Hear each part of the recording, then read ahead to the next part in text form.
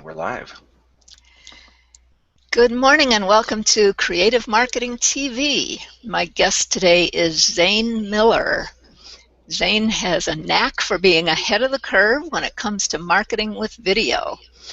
It started with YouTube 6 years ago, before most in internet marketing caught on to how powerful this site could be for marketing. Now Zane is constantly referred to as the YouTube expert or guru. The guy just knows his stuff, and I can tell you that's true because I've been studying with him. Fast forward to today, and his knowledge base has expanded to include such tools as Google Hangouts, Google+, and AdWords for video.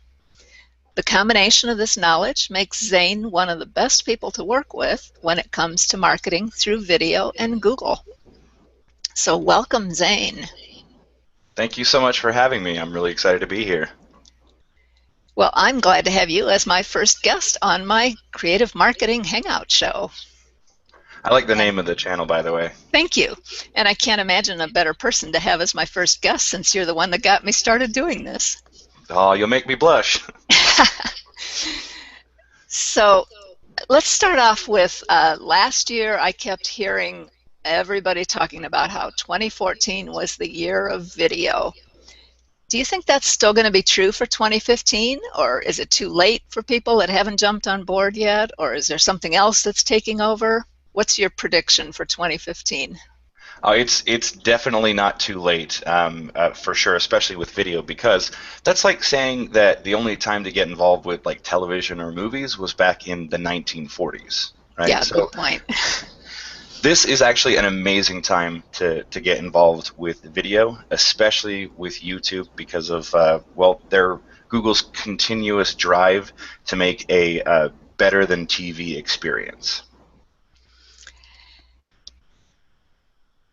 Yeah, that's really interesting, because I know I've been hearing that for the younger generation, like the millennial group, they are watching YouTube much more than they're watching television, even cable television.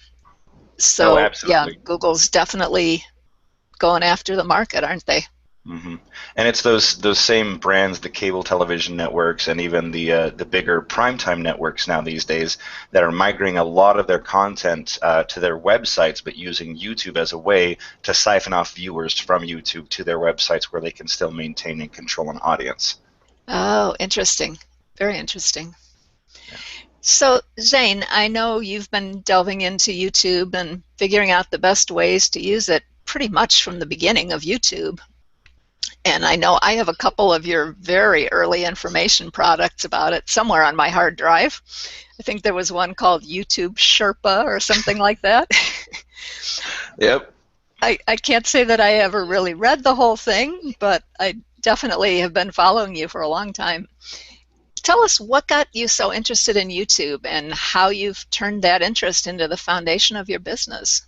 Yeah, absolutely. Well, really, it all came from back when I was in junior high and high school. I was into drama and performance and choir. Like, I mean, I'm a big guy. A lot of people assume that I was more of a sports kid, but no, I was the exact opposite. I was the kid who wanted to be on stage or playing video games. So that was pretty much where it landed for me. So after high school, I always had a desire to perform and create, and I really didn't know what to do with any of that. And I spent a long time just, I don't know, doing what you do through your 20s, trying to figure out what you want to be when you grow up, kind of stuff. So I finally found a merge between performing and video games, and that's when I started a YouTube channel that I was getting paid to create videos about very, very early on. They couldn't handle, they didn't know what to do with the traffic that I was able to generate, because I was able to generate quite a bit of traffic. Wow. They just didn't really know how to monetize it, and like 6 weeks later I was laid off. So that was tough. But it got me on the journey, right? It got me moving. It got me excited. I saw potential in it, and I started trying other things, other ways beyond just my own personal interest of video games. I knew there was something about business, and so just the the three interests that I always hopped around on, again, aside from performing and video games, is also business. I just, the whole concept just fascinated me since I was a kid. So YouTube is when it all kind of came together, and that was in 2008. And it wasn't until 2009, 2010 that like things got more serious, and I was actually able to duplicate my progress or duplicate my success, track my progress, and show others how to do it, whether it be somebody online who wants to learn, or a business online or offline. That's the whole story. Wow.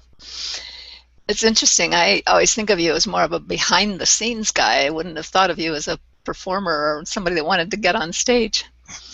Well, yeah, that's definitely changed. I do enjoy performing, but I like creating the presentation itself. I guess the standard, or what is it, the cliched phrase of actors wanting to be directors. I think that became me. Yeah, I can relate to that myself, having been in choirs and drama club too, but I also like being behind the scenes and creating it. So I know there have been a lot of changes in the past year or so in YouTube and Google Plus and Hangouts. Tell us what you think are some of the most important changes that really should be something that marketers are taking advantage of. Absolutely. First things first is kind of twofold, right? The live Hangouts on Air apps, like what you're seeing right now, the viewers watching, if you look down, you can see that there's the lower thirds on my screen and also Susan's. That's not anything that we just magically created. It came from an app built into Hangouts. Much like you have apps for like your phone, they have apps specifically for Hangouts, and there are some that are made by Google themselves, but like the one that you're looking at right now, the Hangout Toolbox app, that is a third-party tool. So I know apps, if you've been involved with Hangouts at all, apps, you've probably known about them for a while, but my point is that there are more apps coming out that not as many people know about because they're being developed by third-party systems outside of Google, and they don't really know how to market it yet. But apps have such amazing functionality within Hangouts that they can completely change or alter the viewing experience through live video. I mean, that's some huge stuff. I mean, you can put a video on your website, and you can add all sorts of fancy coding to make the website and the video sort of merge and feel and look more interactive. But nothing can touch how apps can change the live viewing experience real time than anything else. So keep an eye on that, and if any of you watching are interested in developing apps, that I think is an untapped market that no one else has paid attention to. To really close my point, Mike Filsame, the guy who did Webinar Jam, right? His software is actually an app that anybody can use, but you have to use a registration code to say that every time that you turn it on, and that's how it works. That's how he maintains that pay gate. You can't just use it. You have to you have to use the special code, right? Well, and then there's a whole software behind it that you have to go to their website to launch the Hangout and to use all the tools. So right. Yeah. But it is an app. You're right. I've forgotten about that. Absolutely. So that's one. Going down the list, I've got 4 more here. Okay. Right, so YouTube Live, which again might sound a little old hat if you've been around as long as I have, but it's YouTube Live is where Google Hangouts was in about 2012. Right. Now YouTube Live is just like Live Hangouts on Air, but there's more customization, which means there's a little bit more of a learning curve in the beginning. But I've figured out a couple ways that you can actually use both of them. Basically, one rolls over into another, right? So YouTube Live is the next thing that I would investigate beyond Hangouts on Air. Okay. Right? The next one would be there's a new feature that's happening specifically with YouTube channels, and it's basically a way that your audience can contribute. They can donate to your channel, almost like a PBS, right? So there's a small verification process you have to go through in your channel, but once you do, then there's an actual button on the channel that when you click on it, it says you can donate $1, $5, or you can enter a custom amount of money. right? So for a lot of the people who are having a hard time trying to generate revenue from the YouTube Partner Program, which is the ad share revenue Right. split that they do with the AdWords for video, Mm-hmm. if you're having a hard time trying to generate income from that, or if you're having a hard time with like trying to generate affiliate commissions or figure out your own product, but you've got good content and you've got an audience that responds to your videos, the YouTube support button right there, the contribute to, is a perfect way to leverage your audience to basically give money directly to you for your content, as opposed to trying to sell them something, trying to get them to click on something, or what have you. So that's Okay. brand new. So, and that's not just for nonprofits, it's for anybody that's providing good YouTube content. They can ask people to contribute. Absolutely, Cool. absolutely. You can work it into all of your call to actions as well. If I mean, there's been a couple times where I've been frustrated and said, if there was just a way I could figure out something where they could just donate and keep getting content, that would be great. Kind of like a membership site, but just not as much work. Mm-hmm. But anytime I tried to do that, there was figuring out the PayPal buttons and where do you put the PayPal button, and you need a website. YouTube just cut out all that crap in between and said Yeah. there's a button right on your YouTube channel Yeah, that and you you can don't get even need people. to go to a website. That's hmm great. hmm So what And else are then you recommending? the final two would be helpouts and Google Plus post ads. Now I kind of lump those together because helpouts is still pretty far behind, right? I would say it would YouTube or live hangouts on air, YouTube Live, and then Helpouts. Because Okay. Helpouts, right? Helpouts is actually a platform that Google is trying to push quite a bit. In fact, they're even advertising featured users on Helpouts to get more traction, right? So, what Hangouts is, sorry, Helpouts. Imagine a Hangout with a person like tech support, right? And say, Mm-hmm. am I having issues with my computer? I could really use your help. And so you can go to the Helpouts website. It's a fully functioning website slash marketplace that looks kind of like Fiverr, but specific to Google, where Mm-hmm. you can search for like I need to learn about this or that, or I want one-on-one coaching. And there's actually like it'll show you on the person's listing, like this is how much they charge per hour, and this is how much they charge per minute, or if they have just like a blank, like we'll figure out a custom pricing later kind of thing. But it combines having a one-on-one experience or one-to-many experience, if needs be, even, and applies it to how people can actually make money. So, so the person who's delivering the information and doing the coaching actually sets their account up through Google Wallet, and it's an 80-20 split, right? And again, Google does a lot of advertising for you, Hmm. right? So that's helpouts, and again, it's a little bit more of a learning curve. So I'd say by the time you'd figured out live hangouts on air, then YouTube Live, helpouts would be a breeze, right? Great. And then finally is the Google Plus post ads. That is very last because that's still in beta, obviously because you haven't seen any ads on Google Plus. But it is a component of AdWords in their Google Display Network that will be a function that I'm very, very interested in testing more of. There's just not much data out there about it yet, but it does exist, and there will be an advertising platform on Google Plus, much like Facebook. But I just don't think it's going to take as long to get it going, and I think it'll function a bit better because Google's been in the game a lot longer than Yeah. Facebook when it comes to Yeah, they advertising. definitely know advertising, don't they? Yeah. So that's all of them. Okay. And that's you're talking about advertising on Google Plus posts rather than on videos in YouTube. Yes. Yeah. The Google Plus post ads is specific to Google Plus. Interesting. All right. Well, those are definitely some things that we should be watching for this year. Another issue I know that you have some opinions on is people sometimes complain or give reasons why they haven't started using Hangouts yet. What has Google been doing to address some of those common complaints? Right. Well, I'm not a legitimate speaker for Google, but I can tell you what I've seen. And what I'm seeing is constant improvements over time. Some more than others, right? But I think the real reason why people are struggling is because it has more to do with their hardware and their software more than anything. Mm-hmm. Right? So the common argument is that webinars are easier to use, easier to implement, more reliable, but that's not true, right? If you think about it, webinars are more intimidating than Hangouts because webinars cost money, right? They do, and they're not all that easy to get started with either. Right.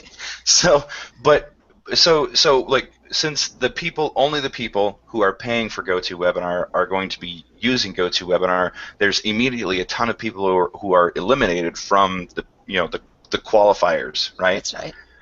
It's the same people who go over and check out Hangouts, and then even more because it's free. So there are more problems being reported from Google. So I say that to tell you this.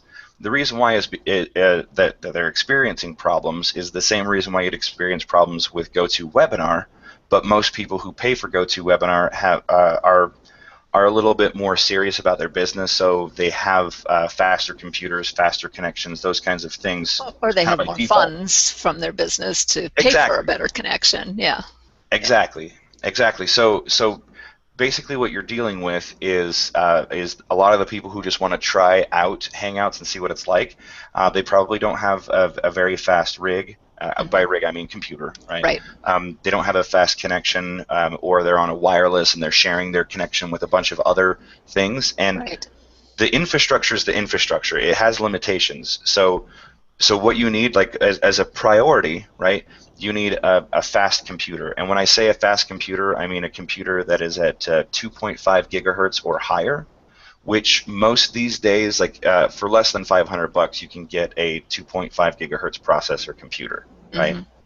Mm-hmm. That would be the easiest way to solve the problem, right? But not everybody wants to drop a couple $100 on a computer, so of course the next step would be is to make sure that you have a fast connection, right? Preferably a plugged in directly to a router or a modem or whatever that is.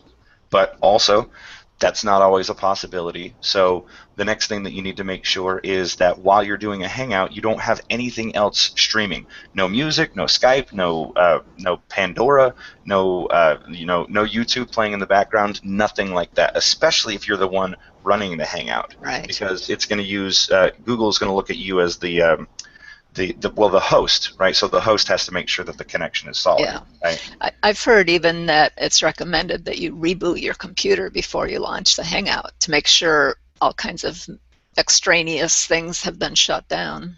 Right, exactly. So the very, very last thing that you can do to maintain a better experience with Hangouts is, especially if you're on a wireless connection, mm-hmm. and you know that there are other people in your house that are using the internet as well, you can't force them to shut it off. When you do jump into the Hangout, just make sure and mute your camera, right? Just turn it off, and then it's just audio. But then at that point, Google doesn't have to stream your live video along with your audio, right? Mm-hmm. That's the other big thing between webinars and Hangouts. I know there's a functionality where you can turn on your webcam with a webinar. Yeah, but most people don't do it. Yeah. Right. There's been so much time that has elapsed with webinars where it wasn't feasible to do a webcam feature. Right. In fact, the GoToWebinar webcam feature is relatively new so that they can keep up with Hangouts, right? Well, WebEx actually launched that a few years ago, but when I would watch a WebEx that had that camera in the corner, it was always incredibly slow, and the picture would break up, and the whole thing would freeze, and displaying the webcam is a huge bandwidth issue. Yep. Absolutely. So that's good to know. That's something people can shut down if they don't have a strong enough bandwidth. Absolutely. Those are things that you need to consider, and also know that Google is constantly making improvements over time.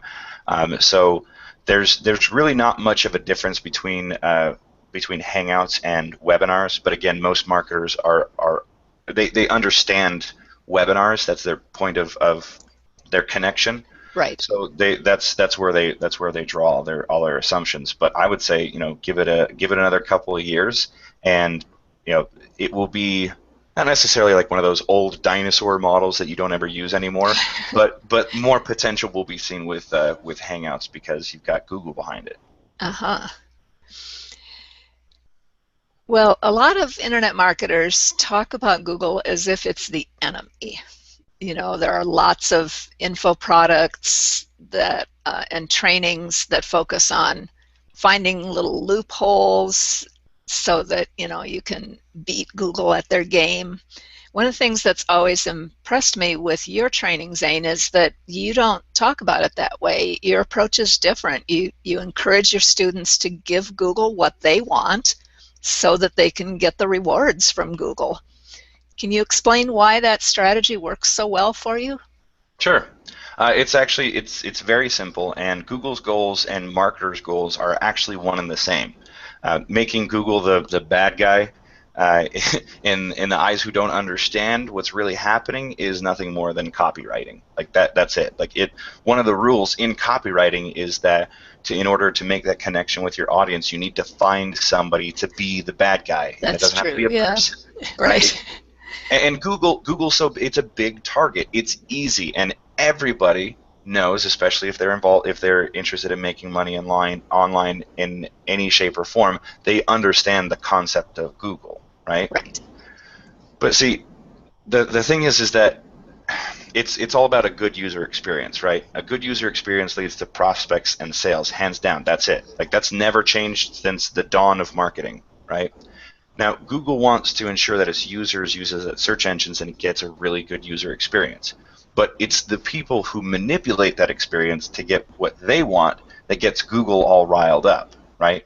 Even if they're doing it out of ignorance. And that's where, again, the copywriting comes in of like, well, they're the bad guy because you're just trying to make your business do better, and they're slapping you for no reason whatsoever, right? So like I mean, I'm a marketer too, so it's something that you always have to be aware of and deal with when it comes to what's happening and what's being sold, right? Such is the life of sales, right? So the best way that I know how, right, to get back on point, the best way that I know how to keep Google and any other platform, affiliate, or influencer happy is to focus on a good user experience.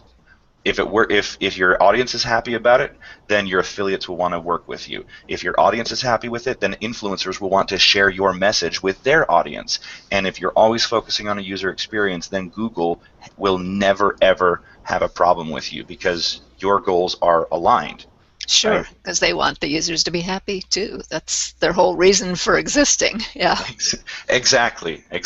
So just make your goals align with Google because they are one and the same. Yeah, that makes sense. So I know you've talked some about this already, Zane, but maybe if you want to sum up a few points of what would you say to people who've maybe been avoiding using Hangouts or avoiding using video because it's too complicated or they don't know how to get started or all the different reasons that people have. Can you give people maybe a few tips of something they should look at differently or about how to get started with it? Sure, absolutely. And the thing that I'm going to recommend is just try it. Okay, now first watch a live hangout. Like actually watch it live and interact. And if you see potential, then participate as a panelist. Right now, a lot of people they go from straight from audience to ooh, I want to do it on my own.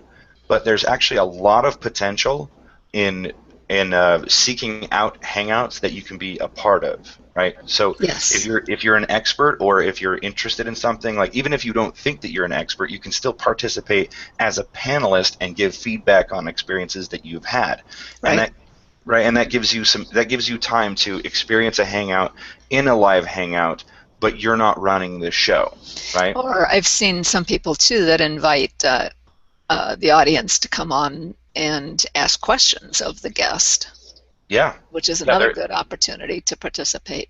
absolutely. It just comes down to trying it out and participating. Like really, you want to give it a good whack before you just drop it.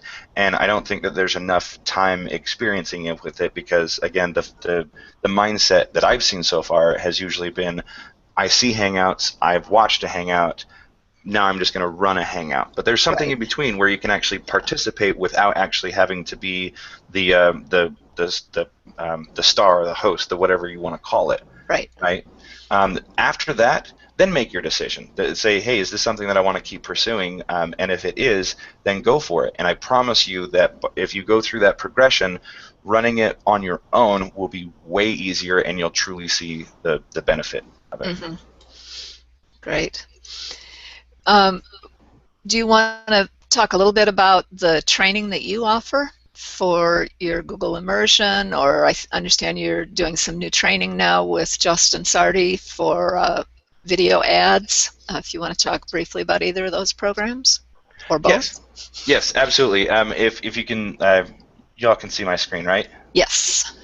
So what this is right here, and we'll make sure that the link is in the description as well. But what you can see here, this is justinsardi.com/VA fun, right? And this is what I've been working on recently. In fact, the monthly teaching that I have that Susan's a part of that she mentioned is actually a bonus of a course that we sell called Video Traffic Geyser. Now that focuses on the creative ways that I've been working on, not just leveraging YouTube, but leveraging YouTube with AdWords for video, which is, AdWords on YouTube, right? Mm-hmm. This right here, this page, the reason why we're sharing it with you is because I know there's many of you who haven't seen AdWords for video, know nothing about it. You're still trying to get an understanding of Hangouts and how they work. This is your perfect step inside, right? This will show you how video ads work. It's free. It's a free course. Justin is very smart with this kind of stuff. In fact, I know my way around AdWords for video, but I focused more on content for years, and then my ad skills suffered for it, which is why I reached out to Justin, because he's the only other person that I knew that understood the balance between content and ads that I really liked. So I kind of passed the baton over to him and said, listen, when it comes down to anything AdWords for video, I want to refer them to you, and that's why I'm referring all of you to this page, so that you can see that there's a lot of potential in Hangouts and YouTube. But now this is your way in 2015 to be a little bit more creative than everybody else and leverage AdWords for video, because here's a really interesting point, Susan. Yeah. Did you know that every day 80% of the ad inventory is unaccounted for on YouTube? Wow. Yeah, 80%, which is also why I bet you if you do any kind of if you've investigated any kind of video advertising, Google retargets you, and you see this pizza guy commercial where he's Right. like, "Oh, right, you know what I'm talking about." It's everywhere. Yes.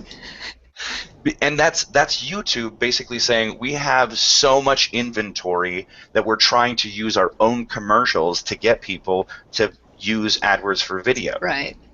Right. And of course, when there's more supply than there is demand, then that means ad prices are pretty low, right? Yep, absolutely. I'll tell you this. This is an interesting statistic. The three most competitive keywords in AdWords is insurance, loans, and mortgage, followed up by attorney, right? Uh-huh. And in AdWords, we're talking like anywhere between $75 to $150 per click. Okay. That's what the advertiser is being charged, just to be in the ad space for the word insurance or attorney or mortgage or what have you on Google. When you flip the script and you go over to YouTube, we're talking 4 to 10 cents per view. I thought you were going to say $4 to $10. Nope, not even close. Yeah. Wow. Yeah. That is a huge difference. Yeah, so this is why I think this is the best thing for all of you to check out. Again, that's justinsardi.com/VA fun. You'll be able to get an understanding of essentially the basics of how video ads work and how to make them happen, so that you can take what you learned here today and then combine it with something that's actually, again, actually creative, because no one else is doing it. They just haven't jumped on the bandwagon just yet. But I think like I've heard lots and lots of rumblings about AdWords for video. In fact, traffic and conversion. Ryan Dice has actually made a specific point saying, Mhm. I am going to talk about AdWords for video. And even furthermore, just found out that in Video Traffic Geyser, one of the Ryan Dice's like video guy, his like the guy who runs his YouTube channel, Uh-huh. actually bought in and is a part of Video Traffic Geyser. Uh-huh. So at the same time, it feels like there's this giant eyeball like right above me, just staring at everything that I'm doing. Then that is all of digital marketer, because I mean Ryan Well, you Dice, wanted he's to be huge. on stage. Yeah. I'll just add my agreement with that. I went through Justin's course a couple months ago, and it was very easy to understand. Now I just need to start actually using it. So hearing what you said today is giving me a nudge. I think that needs to be high on my list of things to do for 2015, to Oh start yeah. actually running some ads. Oh, and especially like for shows like yours, Susan, like for having like consistent shows. Yeah, One of the first things that I wanted to try with AdWords for video is to be able to like you would see on TV, right? Like usually about an hour or so before a show starts, the network will then show the TV show's ads on a bunch that's of right. other TV channels to get them to come back. So Right. imagine this, right? Creative marketing TV, right? An hour before your show goes live, there's a big blast through AdWords for video talking about, hey, there's this live, like this is happening in an hour. You should come check it out. Go to the Wow. event page, register, that kind of thing.